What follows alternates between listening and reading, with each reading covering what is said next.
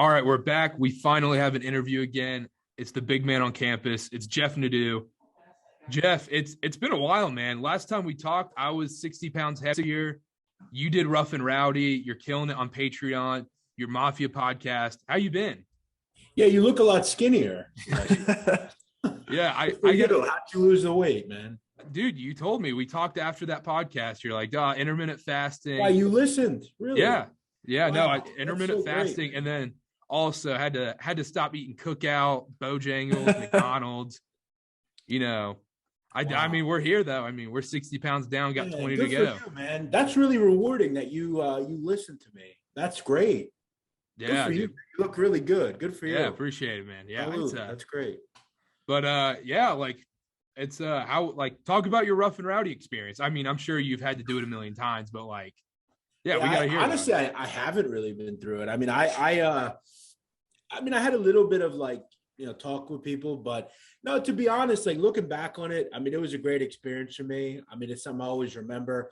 I ultimately wasn't happy with how I fought. I don't think it was a good representation of what I trained for. I had a great trainer. I had someone that really taught me a lot. And, it was just so tough. People don't understand. I remember they told me before the fight, once you get in that ring, when you get in the building, it's going to be all the stuff you learned. You're just the adrenaline's going to be crazy. And that's exactly how it was. It's just really trying to stay upwards and not getting knocked out. And before you know it, the round's over. But, I look back on watching the fight over. I felt like the last 20 seconds of the first round were really problematic for me. I think without that, I think with a better last 10, 20 seconds of that first round, I'd have won the first round. I think he won the second, and then I thought I won the third. So I thought it was a pretty even fight, to be fair.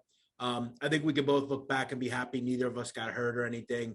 I will say this: if it were a gauge of who looked like what after the fight, I thought I was in much better condition. I wish it were another round or two. If I ever fought again, I would push that it was 5 rounds. I felt like one of the problems that I have, guys, is I put too much into cardio and I didn't put enough into actual combat as opposed to I was so worried about the cardio, and it was more just about looking better. But it was a great experience. I made a lot of money. I got a lot of promotion for myself out of it, and I thought I came out actually looking pretty okay, and people were cool about it. So I wanted to ask, what was your initial reaction like when you were presented with that idea to do Rough and Rowdy? Were you immediately sold, or did you have to be convinced? No, I was.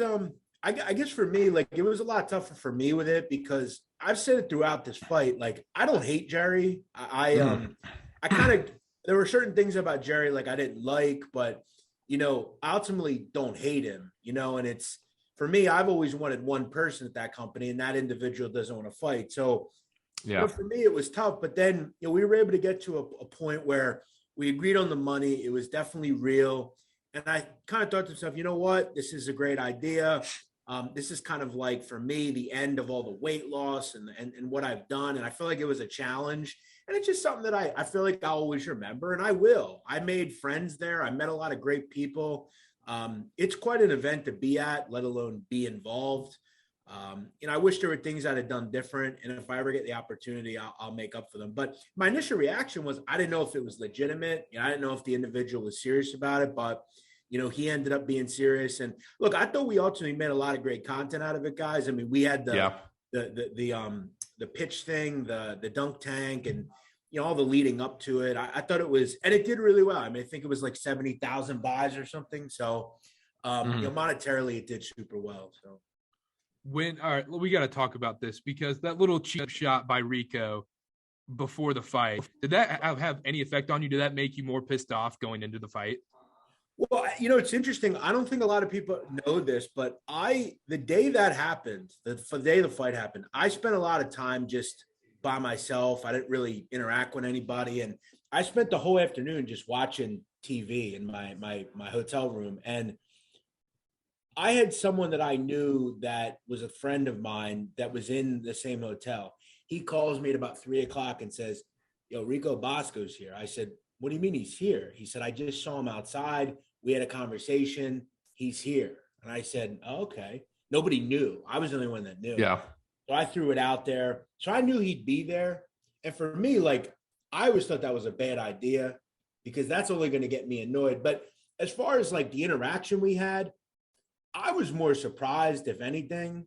I didn't think he had that in him to do that. You know, he's always ran for me. So the fact that he was coaxed into actually confronting me, that was not forced on my part. I had no idea that was going to happen. You know, and he kind of pushed me, and I just kind of laughed. And it was just so shocking that because again, this has been like 5 years. I've never interacted with this dude. So for me, it was more a surprise, if anything. And I kind of was just shocked that he actually did it. But yeah, it was fun, man. It was all really well done too, because like the hotel was like right by the arena, and it was cool. You know, I just wish I would have been better. And I think looking back, if I'd have won, it would have been highly effective for me to have won, just because of kind of the material that we could have got out of it. Look, it worked for me, and I'm back doing a regular life again. The last thing I wanted to ask about this is, did you see like the video of Rico in the high noon and everything? High noon. He threw the high noon at the guy and got suspended for a month. Oh, right. Sure. I just want to see you. I just wanted to ask Would you. he Your ever do that reaction around me? No, he wouldn't. Okay, that's what I was going to ask you. You think like that's something? Let me say this, and I have no problem admitting this. I said this. I think I said it on Twitter. I give the kid, Connor, Big Tennessee, I give him a lot of credit. Because if that were me, listen, I think a lot of people confuse being able to fight with being a crazy motherfucker, right? Yeah. Some people, you know, I don't spend my whole day fighting, okay? I'm 32 years old. You know, I don't fight people. But I'll tell you this, and this is the realest shit you'll ever hear. If my life was ever affected, I'll kill a motherfucker. I don't give a fuck. That simple. I believe you. Okay? And if that happened to me, I would have went, like, I'd have been fired 100%, because I would have taken what was ever in my hand and stabbed him in the fucking head. I feel like it's hard to keep your composure in a situation like that. And listen, like the kid was, I respect him a lot for doing that, because, you know, there's just certain things that whether you like or not like somebody, there's just certain things that you don't do, i.e. bringing somebody's family into something or throwing a full can of something at somebody's head. I mean, that could have connected in the right spot, and that could have killed that kid. You know, you never know. Yeah. Stranger things have happened, you know? Yeah. So yeah, I give the kid a lot of credit for not doing anything, but I've learned a lot about him over the years, Rico, that he's all bark, no bite. I mean, he's a lot of talk until somebody shows up. So, you know, what I have done? I wouldn't work there anymore. I'd have been fired. And I probably would have been sent to prison that night, because I wouldn't have been as nice about it. Yeah. I mean, that's fair. You know, all right. And that's anybody's reaction. Yeah, exactly. Let's talk some college basketball. I mean, it's been so much better than it was last year, because we actually have fans back in most arenas, unlike like Northwestern and UCLA had that weird stretch. But okay, who's your favorite? Obviously, Vegas has Gonzaga as the odds-on favorite. Do you think they should be the favorite going into the tournament, or do you have a team you like more? Well, I mean, look, they were the preseason number one. I mean, when we're looking at offensive metrics, when we look at the way they're playing right now, obviously, look, we're talking about this end of January. There's a lot to shake out really until the end of the season. However, I mean, it's likely that they go into the tournament with no more losses. Now, I guess that could change. I mean, a road trip at Brigham Young, as you guys know, in a week or so, you know, that's probably the only loss to me. They have some tough games, though. I mean, San Francisco in San Francisco is tough. St. Mary's in St. Mary's. Let's just say they lose one game. They're still a 1 seed. Are they the number 1 overall seed? Are they my favorite to win? I have a way of looking at things different than a lot of college basketball people. I look at it kind of like someone that played the game would look at it. Wally Szczerbiak, for instance, I've heard through the grapevine that Wally Szczerbiak is one of these people that will say every year, there are just certain teams to me that can win the title, and there are certain teams that can't. So, like, some people on paper would say Auburn can win the title. They're the number 1 team in the country. But I don't know if Auburn has the it factor to actually win, right? Does Gonzaga have that? 100%. The problem that I have in picking them, do I think they're very good? Yes. Do I think offensively they're the best I've seen in some time? Yeah. quite honestly, especially if they keep shooting the ball the way they are. I mean, over the last 5 games, they have been historically unbelievable, frankly. You look at in conference guys. I mean, on Ken Palm, he has the offensive efficiency metric. The highest I've ever seen was 127.1, which was Villanova in 2018. I mean, Gonzaga in conference is almost at 128. They've actually been almost perfect offensively from a metric standpoint. So, yeah, I mean, are they my favorite? I guess, but I think there's a lot of really good basketball teams out there, and I can get into a couple of those. But, yeah, I think they have to be the favorite, sure. One team I wanted to ask you about is Purdue, because early in the year, they waxed Carolina. I'm a huge Carolina fan. I go to school here. But they waxed Carolina, and they just seem so deep and all the talent on their team. I thought they were the odds-on favorite to win the title like a month or two ago, but they've collapsed in a couple of games so far. So I was wondering your opinion on them. Well, it's interesting because we're doing a show on Thursday the 27th, actually about the play at Iowa, which I think is a really tough game for them. But, Purdue's a team that I'm not real worried about. I think, and I'm one to talk about the it factor as well. I have that thought as well. I do think they have what it takes. I mean, I think they're really deep. I think defensively they'll get to where they need to be. And offensively, they're so good where it doesn't actually matter that much. They have, I think, one of the better bigs in the country in Edey. He's just so dominant. I mean, you can't really guard someone like that. And Ivy, I think you can make the case for one of the better guards you'll find in the country. So, do I think they have what it takes? Yeah, I had them before the season. I have a future on them. And the two teams I'm talking about, in Gonzaga and Purdue, their coaches have notoriously had problems with not getting over the hump and actually winning. True. That's not to say that won't change. I mean, Scott Drew had the inability to win until last year when he won. So the biggest thing for a streak, let's say a bad streak, is breaking that streak. I think Purdue's still really good. I think if there's an offense to really counter Gonzaga's, it's Purdue's.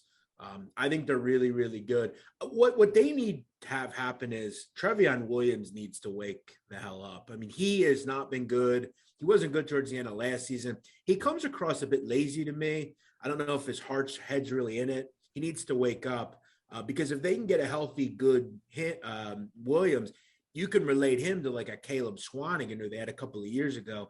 They need that kind of Williams. If they can get him, sky's the limit.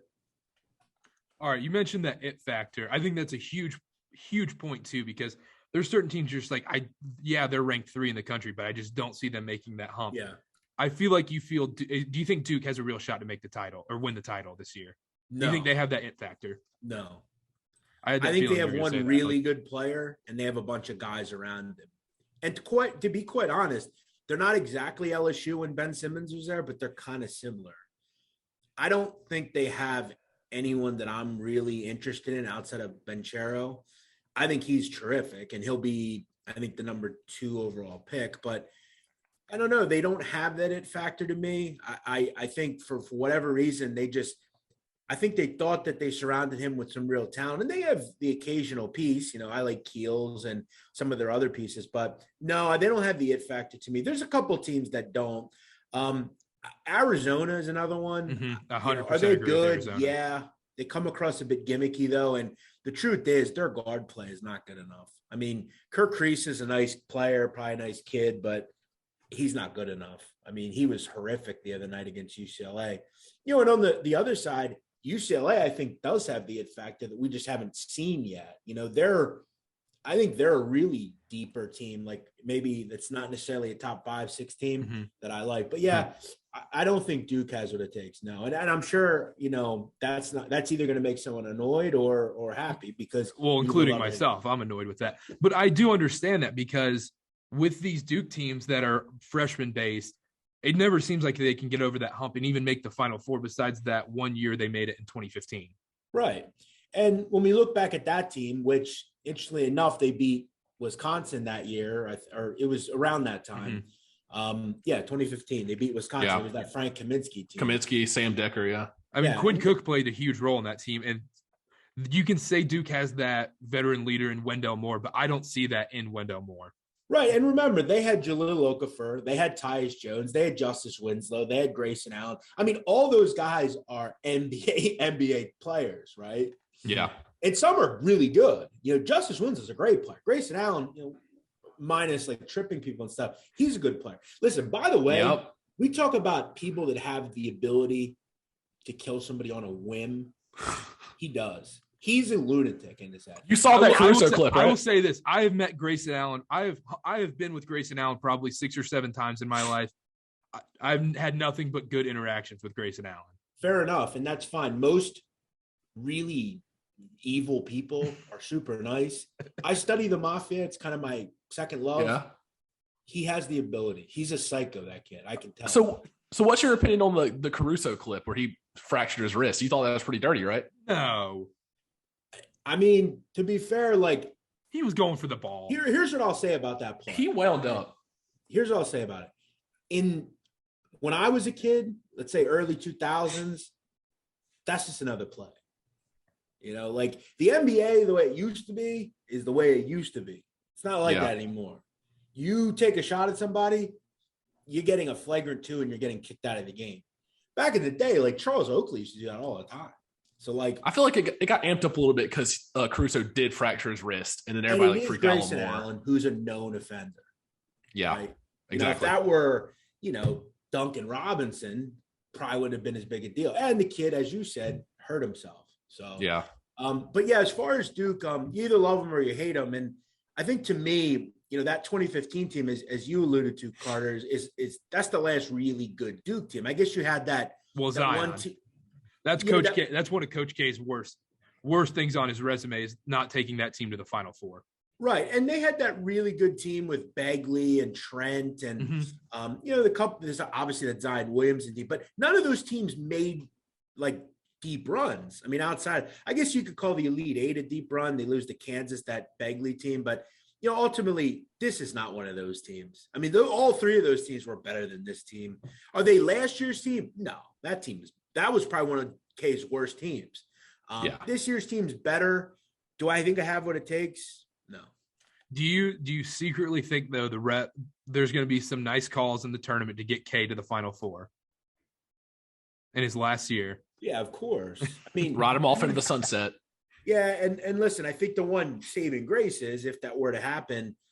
Luckily, regardless, he's gone. He ain't gonna win, and he's gone, so that's good. But do I think that he'll get some calls? Sure. I mean, LeBron James gets calls, Tom Brady gets calls that Patrick Mahomes ain't gonna get. So yeah.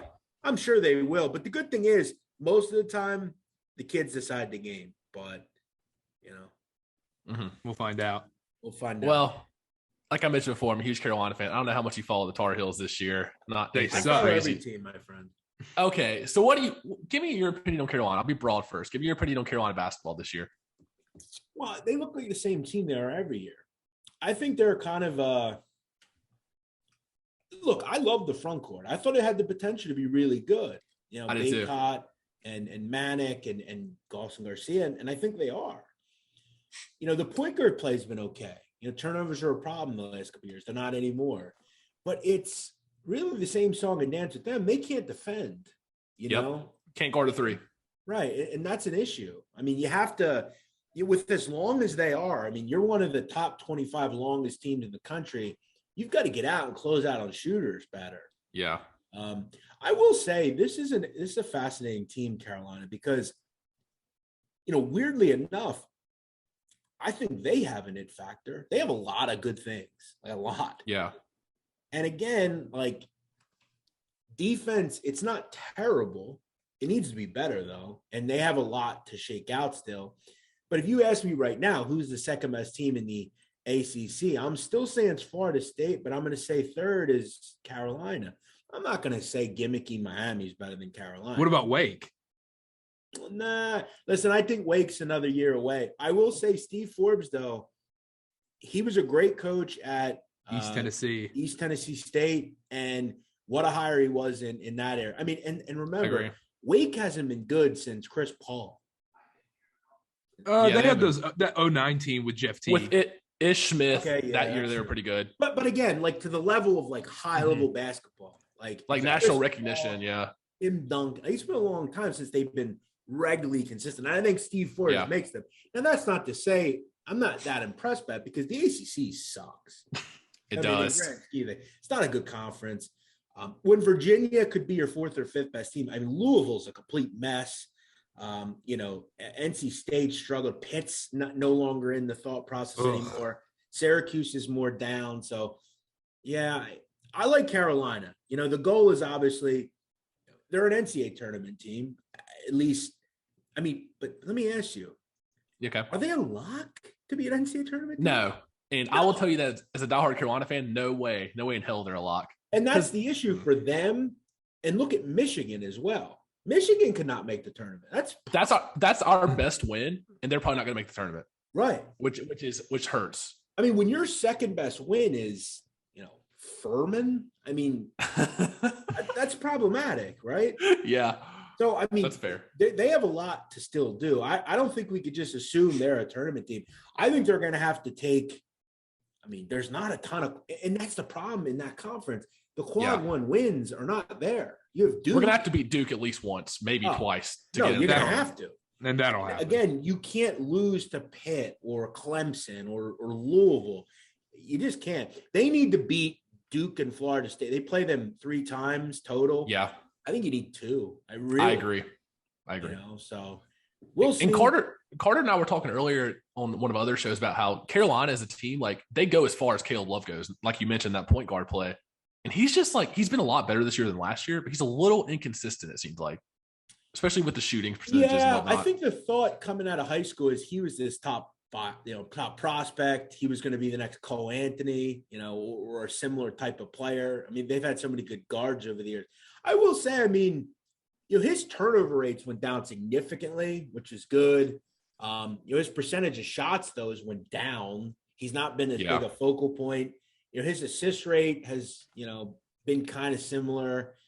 I don't know. He's not done anything. He's been good enough. You put him on Michigan.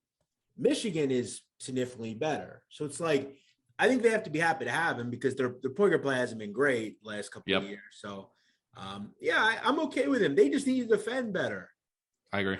I will say this, Connor, do you lose your mind watching Armando Bacot play, him missing the easiest shots I've ever seen? Okay, so I have a theory on that because he was shooting over 60% from the field, ACC Player of the Year candidate. And then the last few games, he was like 2 for his last 25 or something like that. He fell on his tailbone at Wake. And he's 8 for his last 29, which you weren't far off. That's bad. He fell on his tailbone. Right. And I think that really affected him. And he's 1 for 10 against BC. Keep in mind that you won the game by 11, so it worked out. But it was BC.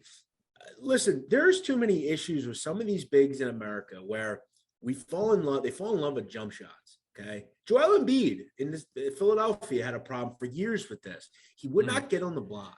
And it's like, stop roving the 3-point line and trying to be the next, Ryan Anderson. Like, get on the block and be the big we know you are, and he's doing that. He's doing that now. Well, yeah. And exactly. And he's an MVP candidate. Yeah. You look at Bacot. I mentioned Trevion Williams. Some of these guys make it impossible around the rim. Grab the basketball and dunk it with 2 hands. Okay? It's very simple. Mm-hmm. Stop trying to lay it up and shoot. You're not Serge Ibaka making corner, jump shots. Yeah. Like, that's not what these guys are. So, yeah, some of these guys can be maddening. I get it. But you just hope that the athleticism will play out. And I wouldn't worry about Bacot. I'm still shooting near 60%. That's I know you don't want to hear this. That's top 300 in America. And keep in mind, there are over 5,000 NBA or NCAA basketball players. So it's still good. But he should be in the mid-60s as opposed to 58%. I agree. Jeff, you've mentioned this on Twitter a million times. This is super random. Is IUPUI the worst offense you've ever watched in college basketball history? Yeah, and I actually have to do some compiling of kind of ranking the worst offenses ever. Look, I think you have the potential to not only have the worst offense, I think you could have the 2 worst that I've ever seen. IUPUI is, and I mean this in the utmost seriousness. If you gave me a week, I think I could compile in Philadelphia 5 players that would beat them. Like, have you seen them play, Connor? No, I have not. Yeah, well, I'll tell you. You're not missing much. Put it that way. They haven't gotten to to 60 in any, I think, one game this season. I mean, that's horrible. Crazy. In 40 minutes of basketball. Right. And their only win is against Spalding, which is that even a real school? No, they just played a basketball. Yeah. Did they just have a layup line? They still only scored 61 points in that game. Yeah, they are the worst. I think Eastern Illinois is right there, though. I mean, these are really bad offensive teams. And, you feel bad because, you want to think that they're trying. And look, the crazy thing about all the kids on this team, someday they'll be able to tell their grandkids, I was a Division I basketball player. Yeah. So you have that going for you. Yep. It's crazy to think about. This team, these kids here, are better than probably 95% of people out there. That just goes to show you how good college basketball players are. But yeah, are they the worst offense I've seen? Yeah, they are. So bad. But I mean, I texted you. We had to talk about this. How do you feel about BYU this year? Obviously, they lost their big men with Baxter and Richard Harwood to that heart condition. I don't see them making a second weekend run, but what do you think? Yeah, I think Baxter, that was a tough one. I mean, he's a tough player, tough kid, kind of a 4-year guy, kind of the dirty work kind of kid, and give you 10 points a game if you need it. That's definitely, for Harvard, it sucks as well. What do I think about BYU? Well, look, the good thing for BYU is they don't have to play Gonzaga likely for, at all probably in the NCAA tournament, unless they get to the NCAA tournament final. But I like BYU personally. I think they're a lot better than, let's say, last year's team. Last year's team was able, they obviously lost in the Braden first round. Averett's gone. Yeah. And again, I hated him. Like, he was a really annoying, maddening player. Like, he played way too fast. He dribbled way too hard. And Tijon Lucas is a major upgrade. Tijon Lucas over Averett is a big move. I think Barcelo is a long line of great player there. Jimmer Fredette, Tyler Halls, Kyle Collingsworth, all these kids over the years. We have to look at the WCC as a whole and talk about how many good players they put out over the years. People knock this conference, but it has put out some incredible players over the years. They're a 4-bid. I could do a whole show on WCC basketball. It's that simple. Yeah, they're a 4-bid league this year. Oh, 100%. And I'll tell you another thing. Traore, man. He's good. You lose Baxter, but Traore might be, I know he's a better player. Kind of energy. He's just 6'6". Yeah, that's the issue. They're not a huge team. It sucks that they lost. A lot of your guys are like 6'6". You don't go much bigger. What do you do against an Edey if you play Purdue? I mean, we saw it against Gonzaga. Drew Timme right. went 14 to 15 from the field. Right. So that's the issue. I think it's all going to be about draw for Brigham Young.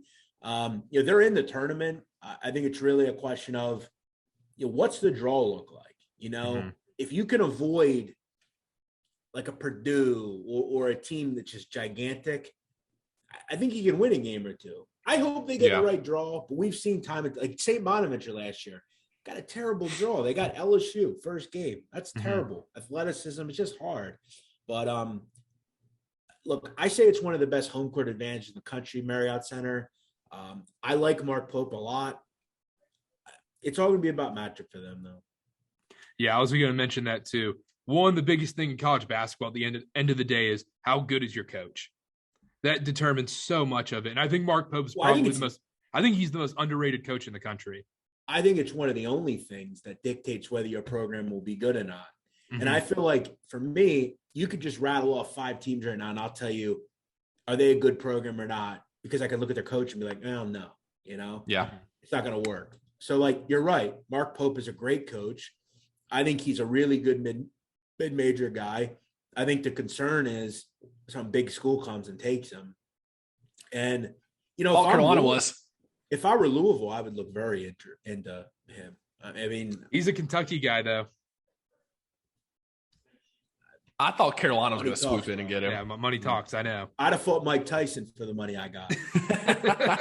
So it's like if you could double somebody's salary. But again, one thing I like about him as well, he cares about spreads. He's never come out and said it, but he'll say, we want to win analytically. It's like, well, okay, you want to cover and win by as many as you can. So Sataki used to do that when BYU football is no longer a spread covering team. well, they were really good last year with Zach Wilson. Yeah, I know. They were like 9-1 against the spread in that weird season. By the way, real quick, according to Lenardi, last bracketology, he has Carolina in as one of the last 4 teams. So. I saw that, and that scares me. We actually had him on the show a couple months ago. Did you really? Yeah, he was a cool guy to talk to. Yeah, he's a quirky individual. He's exactly what you think he is, because he's just John Clayton living in his mom's basement kind of guy. He was a professor at St. Joe's for a long time. Yeah, he's a Philly guy. I was going to say this though. SEC basketball I think it's taken over as one of the most fun basketball conferences to watch. It's stomped on the ACC. Stomped on the ACC. When you watch those home court advantages, like LSU and Auburn almost have a better home court advantage than Duke does and Carolina does at Cameron or the Dean Dome. And throwing Kentucky and throwing some of the I think you made the case Auburn has the best home court advantage in the country. 100% right. It's a great league. And you see even some of the bottom tier teams, Mississippi State, not that they're a bottom tier, Missouri. Missouri's hung around against a couple of Auburn beat last Alabama. night. Yeah, right. Almost should have. Listen, if their coach wasn't a complete imbecile and fouled, they could have maybe won. But yeah, I really like this conference. We haven't talked much about Arkansas. They're still hanging around. Obviously, Kentucky, I think, is the most talented team. LSU's been having to move through without Pinson and Days. I think when they come back, I think you make a case they're the best team in the SEC outside of Arkansas or Auburn and Kentucky. So yeah, it's a great conference. It has kind of taken the mantle away from the ACC. Would you take LSU 45-1 to win the title right now? Oh, 100%. That's way too high. Yeah. I have a little sprinkle. Little sprinkle. Oh, yeah, I'd do more than a sprinkle. I'd put a unit on that for sure. I have LSU. I don't have that quite a price, and I might go back in on it. I think there are a couple of teams, and that's when I bet futures. That's kind of the range that I'm looking for. I don't want 10-1. I want to get something back when they win, right? So right now I'm looking at, but I'm also asking myself at 10-1, is that too high for a team, right? So like Gonzaga, I think you can make the case like 7-1 is a pretty good price on that. That's what I was going to say, but 8-1 on Duke is way, way too low. You're saying it should be higher? It should be close to like 18-1, 15-1 area. Yeah, I agree with you. It's another one with like Baylor. I don't know. I don't think Baylor. I like Baylor, but it's hard to repeat at 10-1. I'd put more at like 20. So I'm also looking and saying, okay, is that too high? So like FanDuel has LSU at 50-1. That's too high. Another team I like. I think anything above 30-1 on Texas Tech is too high. I think Texas Tech has what it takes. That performance the other night against Kansas, they've continuously showed. They've already beaten Kansas once. Should have beaten them twice. They've already beaten Baylor. Okay, that team has a lot. They are huge. They're good defensively. They've got a couple different kids that can score and give you something every night. That's a really good team. Good guard play. I like Texas Tech. I think they're a team that when it's all said and done at that like 20 to 30 to range, maybe even higher, I think they're worth the look as well. While we're on the topic of this, I wanted to ask you, is there a team or two, or maybe you have a list, I don't know, of college basketball teams that you like refuse to bet on because they've screwed you in the past? No, or they just I don't do that. Okay. I guess it would have to be like, actually, you know what? It's funny you asked that. There might be one. Okay.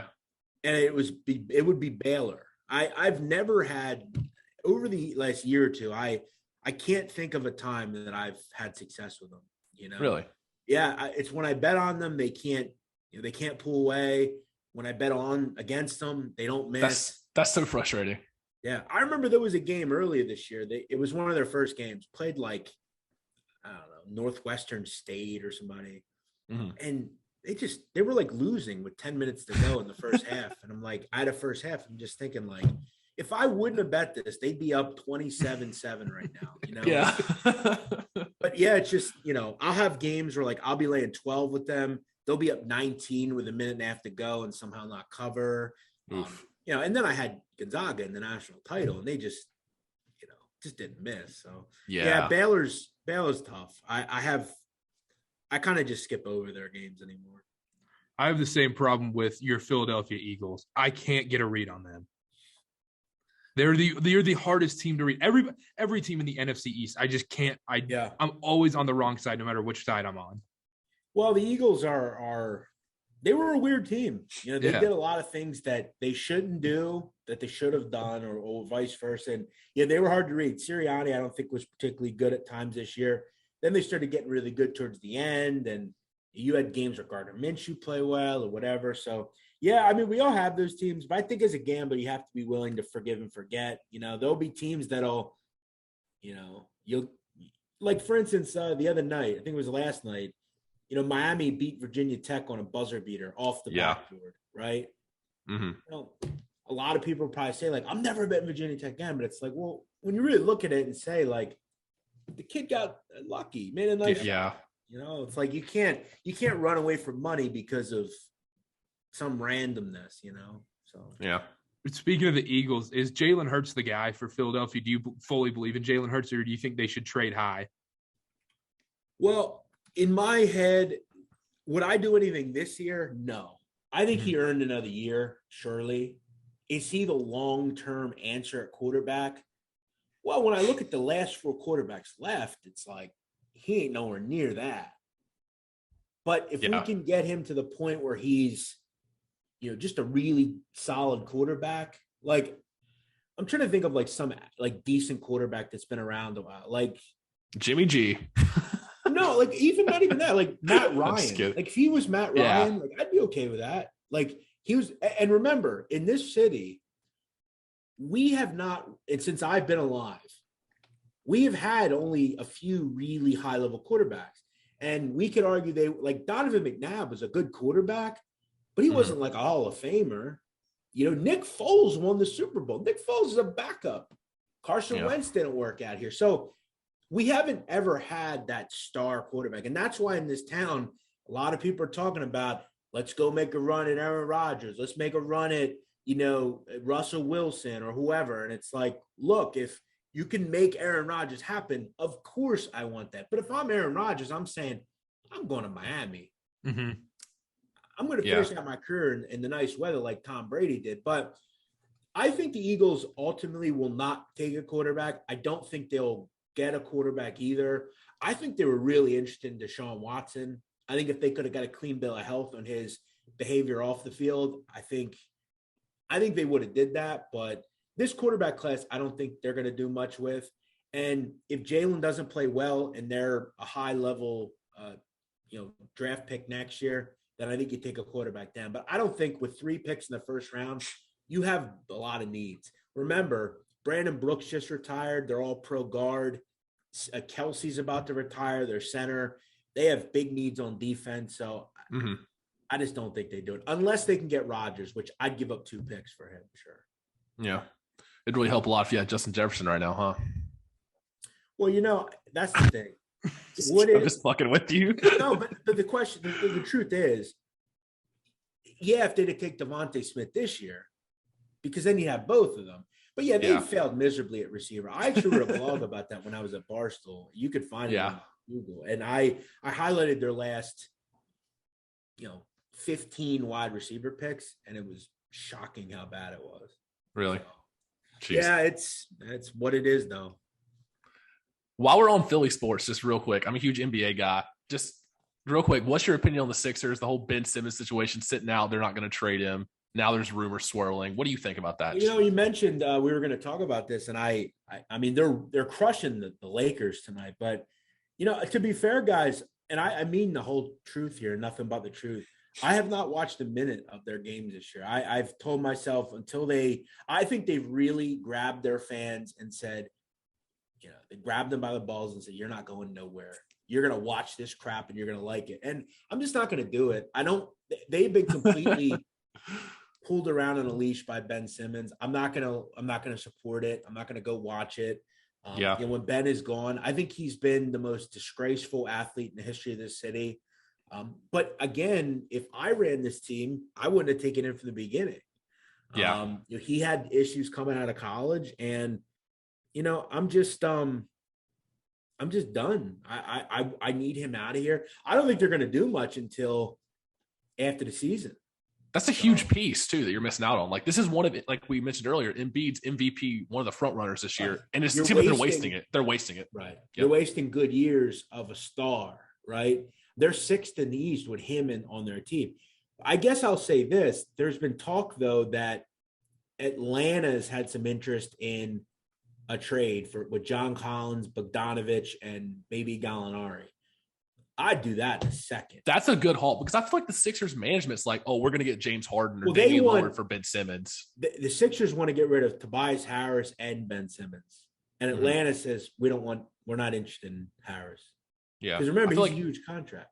That was everybody's going to want Tybal with Ben Simmons, I feel like. Matisse Tybal. I wouldn't care. See you. Yeah. I understand that. They need scores. They need talent. But yeah, you're wasting a year again, another year.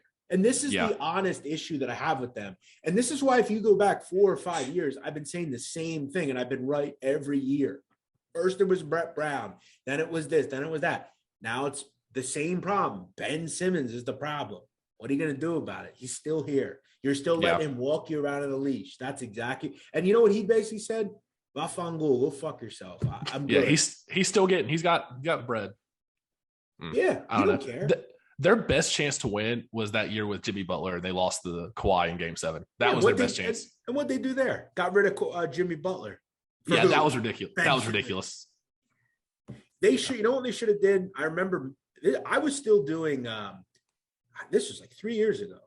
I remember I was doing this show with Blackjack Fletcher of all people. We were doing this like show we did on Blog Talk Radio, and someone called in and said, "Would you trade Ben Simmons straight up for Kawhi Leonard?" Because this is when he was at San Antonio, and I knew they had Pop there. And I said, no one wanted to do that. They're like, we don't know if Kawhi is going to re-sign. We can't do that. Ben Simmons is the next Magic Johnson. I said, get rid of him.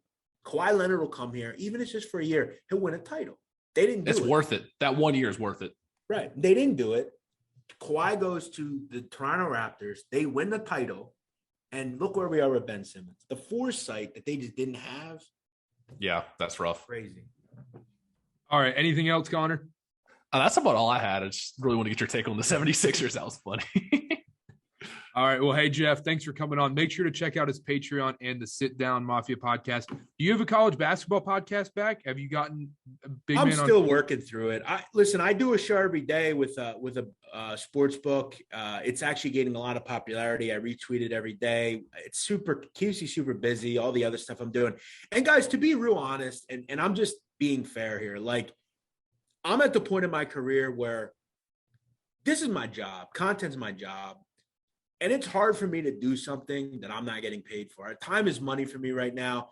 And for me, look, well, that doesn't mean I'm not going to do it. I'm actually trying to find another avenue to get it out there. Look, I contacted Dave. I asked him, hey, I'll come do this, super cheap or even for free. I would just take the promotion from it that they could give me.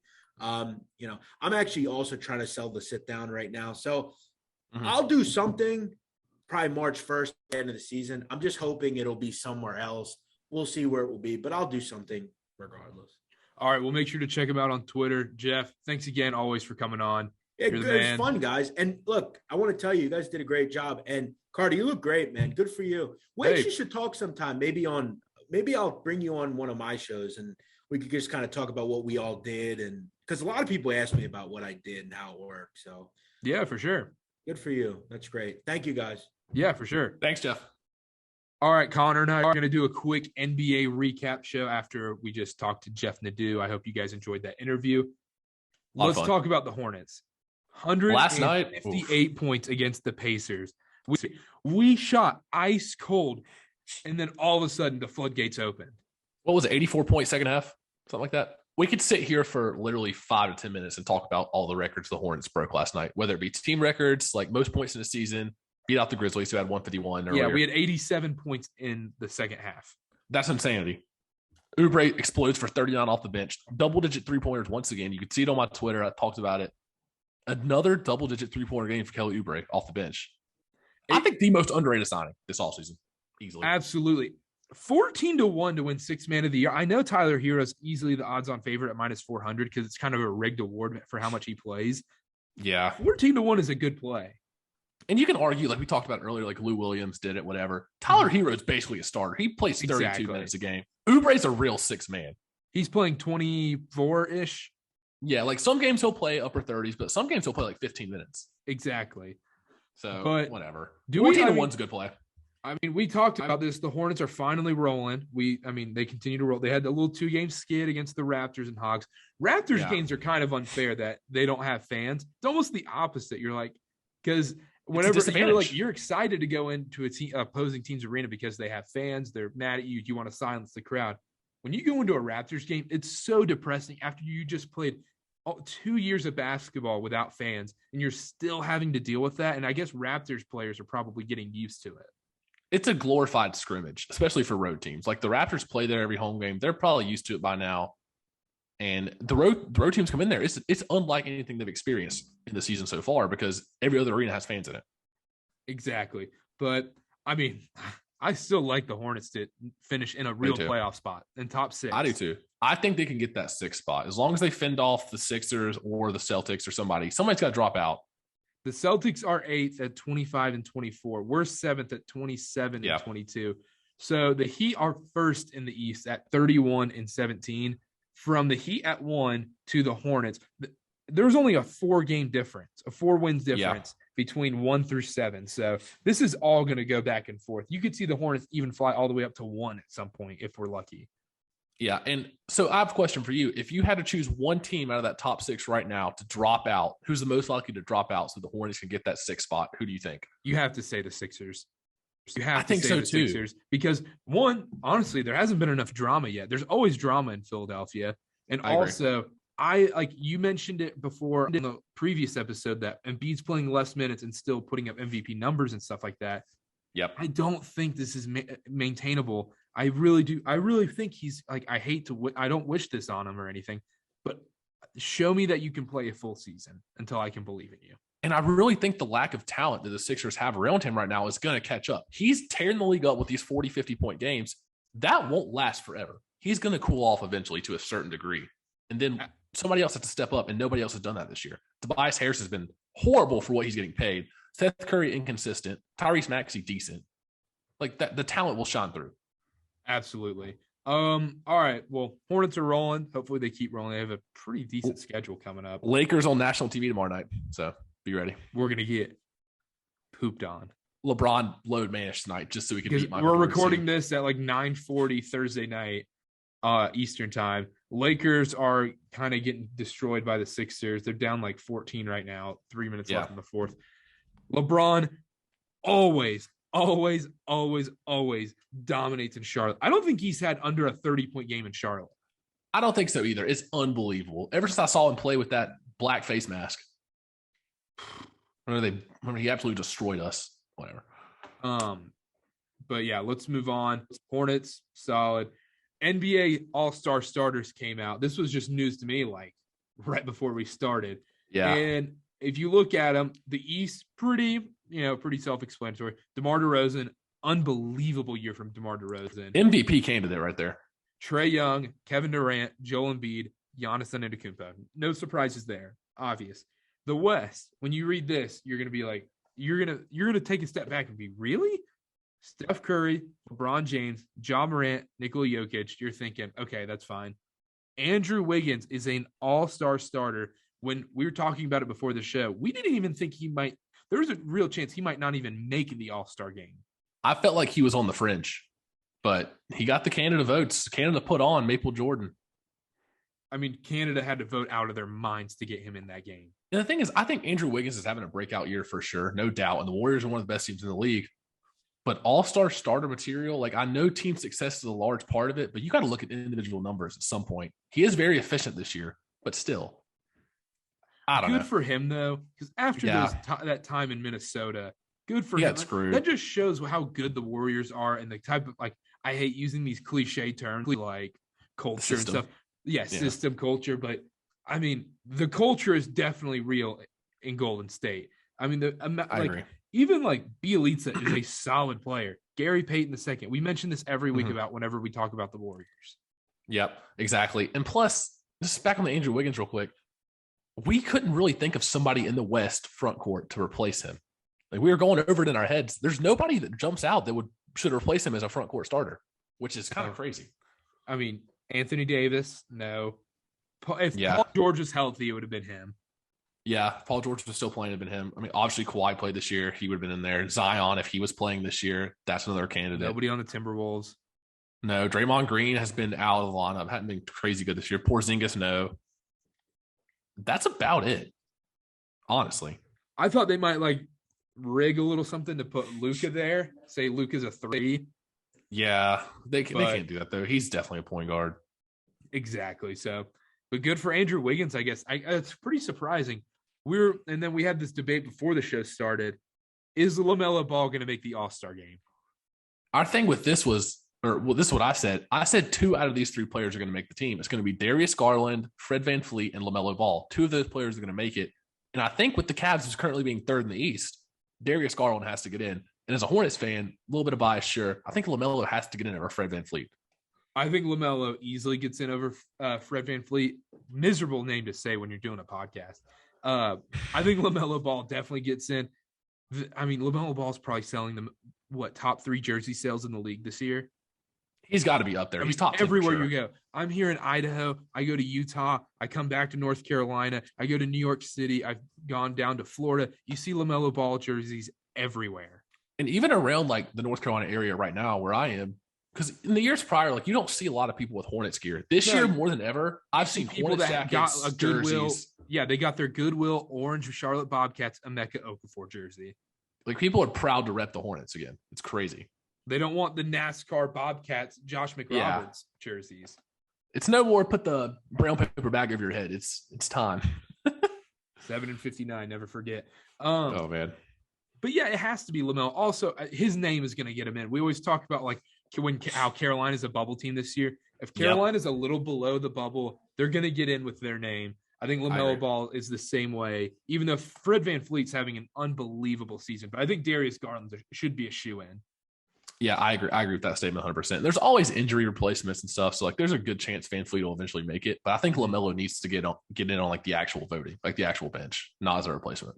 Yeah, but since last week, since we recorded, not much has really changed, especially in the West. It's kind of locked in how it's going to be the rest of the season, it feels like.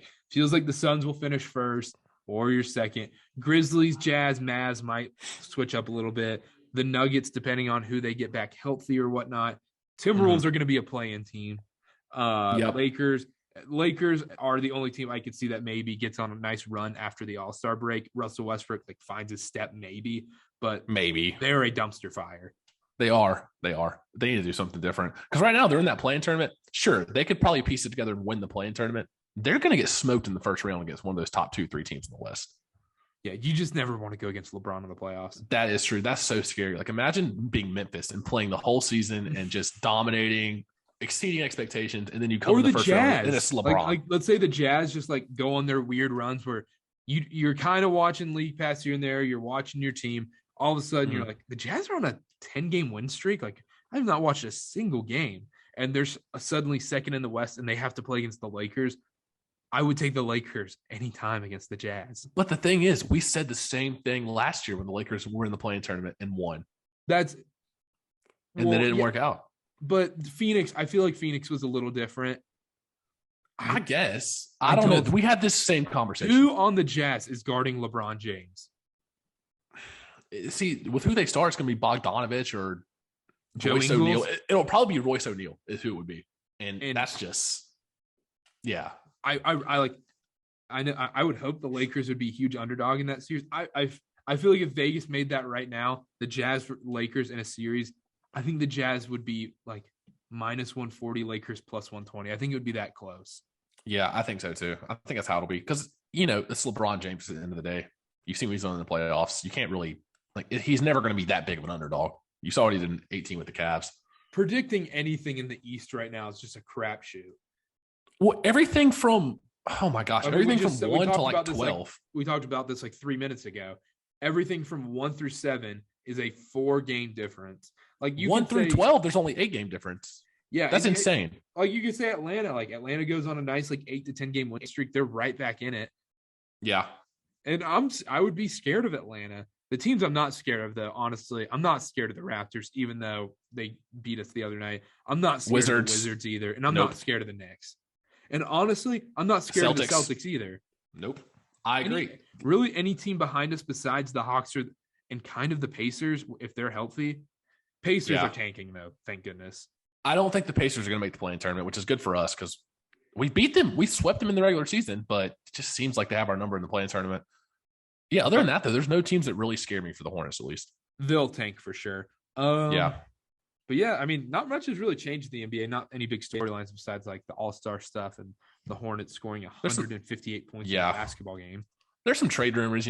Somebody said James Harden for Ben Simmons. That came back up. Like apparently James Harden wants out of Brooklyn. James Harden wanted out of Brooklyn.